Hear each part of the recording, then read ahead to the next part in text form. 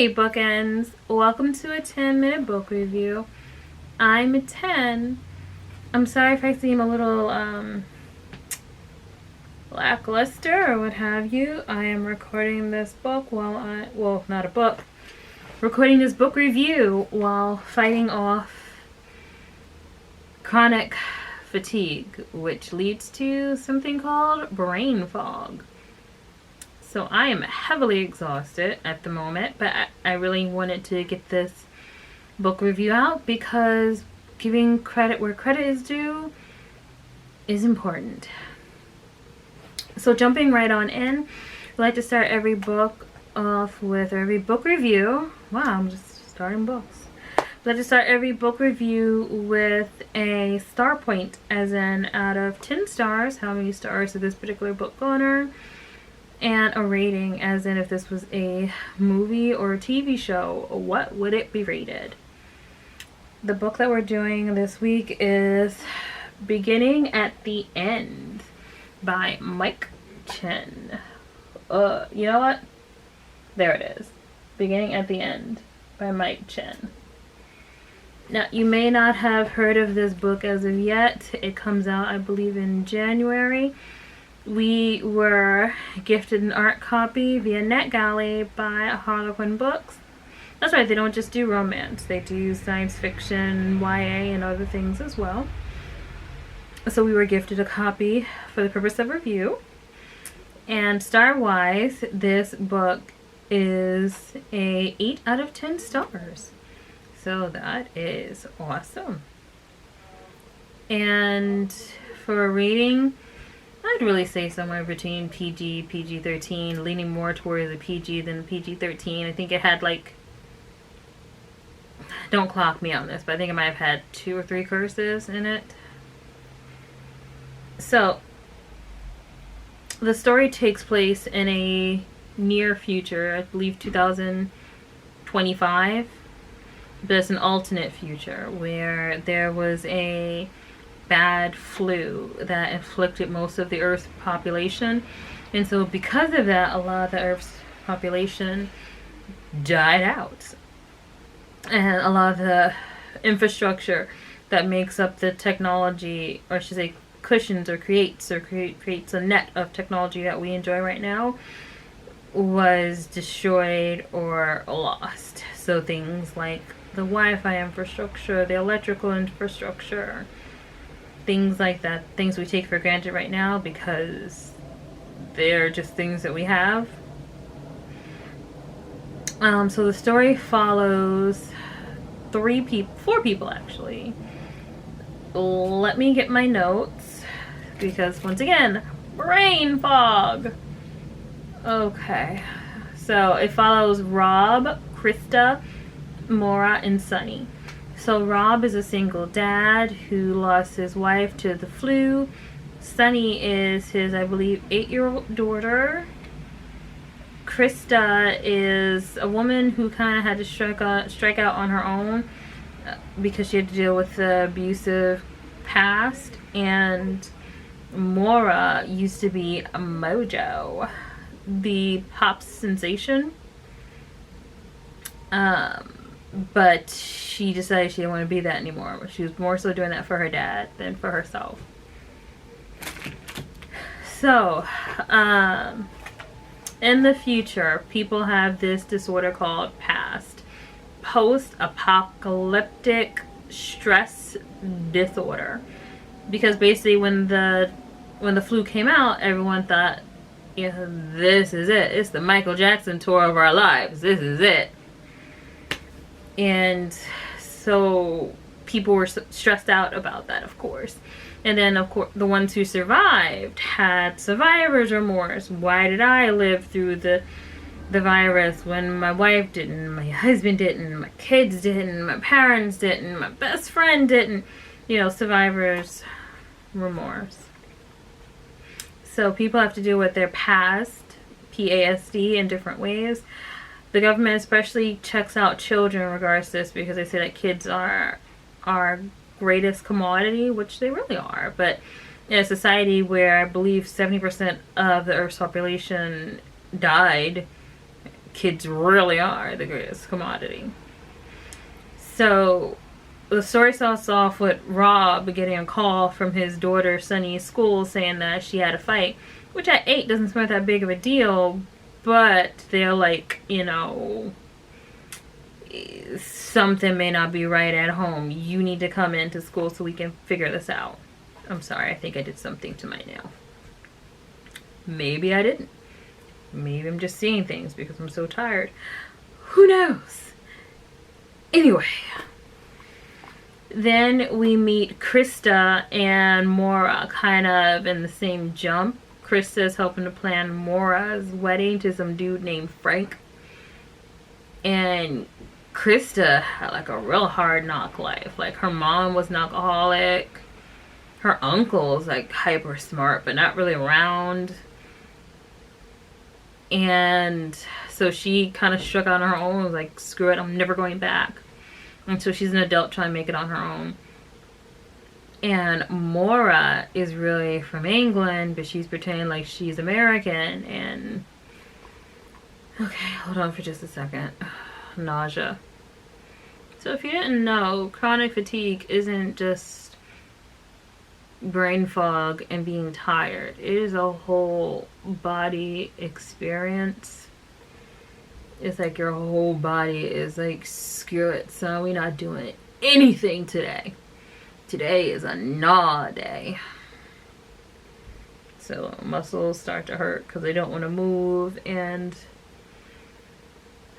since your stomach is a muscle, sometimes it's like, oh, that food you just ate, yeah, we're not going to keep that. Okay, I think I'm good. So yeah, Maura used to be Mojo. Now, the interesting thing about this book is that the timelines within it match up with the timelines that we're going through right now. I mean, 2025 isn't that far away from 2019, soon to be 2020. So it's almost like an alternate universe of now, like kind of like an alternate universe. Anyway, these three get thrown in, well, 4 if you count Sunny. These 4 get thrown in together because Krista needs money and Rob's willing to pay her money to act as a character witness for him because he doesn't really have a lot of close friends, because after losing his wife and having to take care of his daughter by himself, he just doesn't have the time. And Maura gets thrown in because there's a bounty on her head, because her dad is like, anybody who can bring me back my precious daughter, I will pay you handsomely. So everybody's like, okay, well, we want to get paid handsome. Sure, we'll bring your daughter back. Some other interesting things, I should say. There's a lot of interesting things in this book. I'm not going to go into everything because I don't want to spoil it, because the book doesn't come out for a while. I probably shouldn't even be really doing this review right now because it is going to take a while before it comes out. But Mike Chen deserves some credit, and so I'm going to give him his credit because he deserves it. So something else that's interesting in this book is because the infrastructure, the data and Wi-Fi infrastructure, has been compromised due to basically lack of people able to care for it, basically. Smartphones are less helpful than like your grandpa's jitterbug flip phone. Like the Obama phones, the flippy phones, those are more helpful. They can both kind of sort of do the same thing, but because the infrastructure is so bad, having a smartphone just means your battery dies quicker. It doesn't mean that you get better resolution. I look so drunk. I am not drunk, people. Anyway, comparing a smartphone now to a Razr from back in the day, it's like, okay, this Samsung phone can do so much more. The resolution is everything. But because the infrastructure in this book has degraded so far, whether you have that wonderful pink Razr or that wonderful Samsung S10, it doesn't matter. Because it's going to take you a few minutes before anything loads. And it's going to take even longer for the picture to load. Don't let there be any files. You're just gonna be sitting for a while. So Krista has her flip phone, and they go through frequent blackouts. Like I think a blackout a week or a blackout a day, something like that, electrical blackout. And because of the blackouts, she's like, okay, well, I don't really need a smartphone anyway, because if there's a blackout, my little brick phone, my little flip brick is gonna last me longer than somebody else's smartphone anyway. And she was right. So that was interesting. It was nice to see, not nice because it's kind of dystopian really, but it was interesting, I'll say, to see this perceived imagination of the near future. I hope something like this could never happen.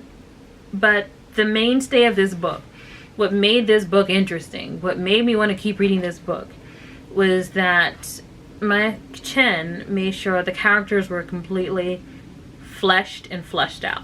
So fleshed out in the way that they each had their own individualized character traits, which sounds like a funny thing to say because they're all different characters, but sometimes people can just feel like side characters in a major story, like not important, just filler. But none of these characters felt like filler. So each character was fleshed out. They had their own character traits. And also each character was fleshed out, as in they had their arcs. They all had their arcs, and their arcs all came to completion with a satisfying fulfillment or satisfying end. Why is this important, you may say? 10, you're not well. Why are you making this video when you're not well about a book that you like that doesn't come out until January of next year? Those are good questions. So if you know anything about me, I've said plenty of times, one of the worst books I have read this year was Mike Chen's Here and Now and Then. I felt like it was such wasted potential. If you read my review for the book, whether you read it on my website, 10minuteBookReviews.com, or if you read it on Amazon or I think Barnes & Nobles. Is it on Barnes & Nobles? I don't know. But if you read my review for it, my review isn't completely scathing or anything like that because I review on content, not on how I feel. Aside from saying whether or not the book was engaging or not. Here and Now and Then had so much potential. None of the characters were engaging. None of the characters were likable. Everyone was paper thin. Let me just pull up my website really quick. Actually, I'll pull it up on my iPad because that's bigger. I'm going to read you a quote from the blog post that I wrote in regards to Mike Chen's Here and Now and Then.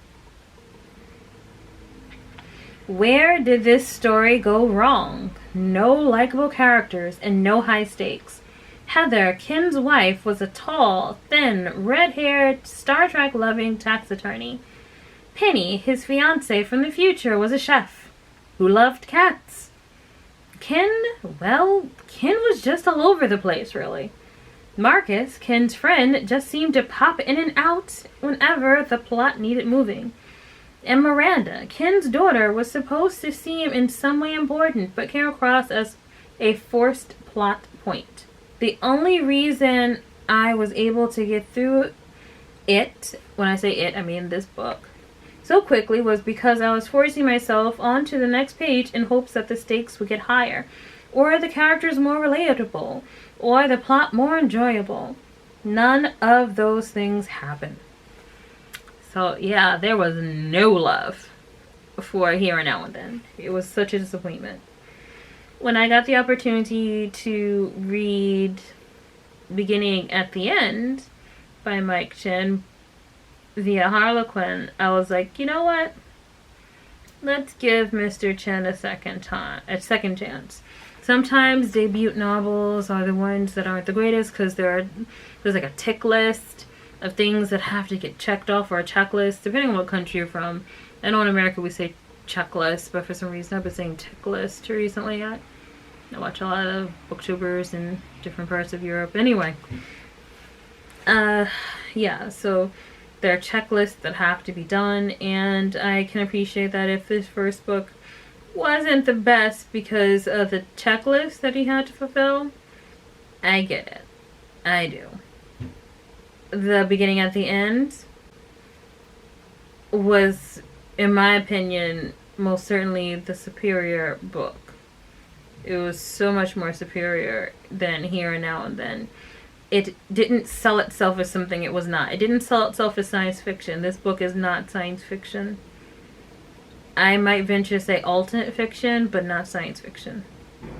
It is what it says it is. It is a contemporary fiction written in a near future.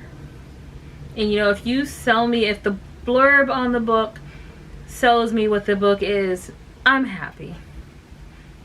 If I buy a chicken sandwich and I get a cheeseburger, I'm upset. Not because cheeseburgers are bad, but because that's not what I had a taste for.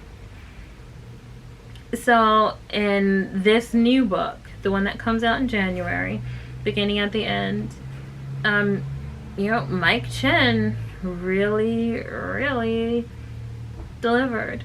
So I'd recommend this book to anybody who likes character-driven stories. There is kind of a low-key romance in it, but it's so low-key, and I enjoy that because it's like Rob's wife is dead, and he loved her a lot, so I appreciate that the romance is low-key. It doesn't feel like he's rushing into anything, which in turn would make the reader feel like they're rushing into something, right?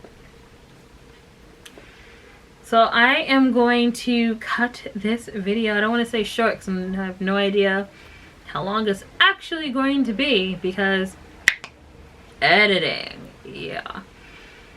But yeah, this is going to be the end of it. So once again, this has been a review for Beginning at the End by Mike Chen, coming out in January of 2020.